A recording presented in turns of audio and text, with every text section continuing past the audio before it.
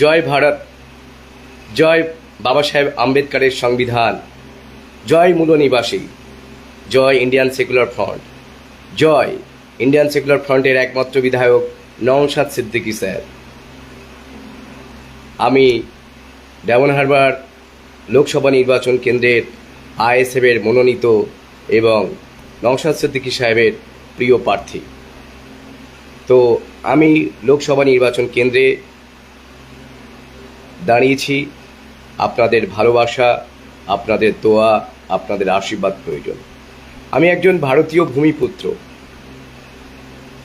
আমি ভূমিপুত্র বলতে যেটা বুঝি বা সবাই যেটা বোঝে, আদিবাসী, সংখ্যালঘু সম্প্রদায়ের মানুষ, শিডিউল কাস্ট সম্প্রদায়ের মানুষ, ওবিসি সম্প্রদায়ের মানুষ।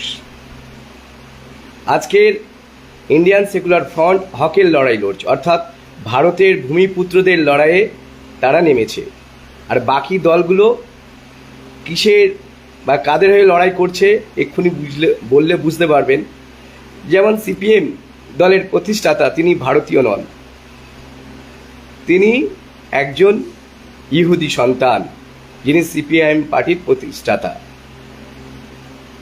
এবার আসা যাক কংগ্রেস দলের প্রতিষ্ঠাতা একজন ভারতীয় নন, অর্থাৎ নন ইন্ডিয়ান। কংগ্রেস দলের প্রতিষ্ঠাতা একজন ইংরেজ। এবার আপনারা জানেন টিএমসি এবং বিজেপি দলের প্রতিষ্ঠাতা হলো আরএসএস। তাহলে একমাত্র ভারতীয়দের পার্টি, মূল নিবাসীদের পার্টি, ভূমিপুত্রদের পার্টি ইন্ডিয়ান সেকুলার ফ্রন্ট। ইন্ডিয়ান সেকুলার ফ্রন্ট ভূমিপুত্রদের লড়াইয়ে সবার থেকে আগিয়ে আছে এবং আগিয়ে থাকবে। অতীতে ছিল, বর্তমানে আছে এবং ভবিষ্যতে এগিয়ে থাকবে। তো সেই হিসাবে এই লোকসভা নির্বাচন কেন্দ্রে শুধু নয়, পশ্চিমবঙ্গের সমস্ত লোকসভা নির্বাচন কেন্দ্রে যেখানে ইন্ডিয়ান সেকুলার ফ্রন্টের প্রার্থীরা দাঁড়িয়েছে, তাদের হক, তারা ভূমিপুত্রদের জন্য লড়াই করছে। বাকি দলগুলো কিন্তু কেউ ইংরেজদের দালালি করছে, কেউ ইহুদিদের দালালি করছে, কেউ আরএসএসদের চামচাগিরি করছে।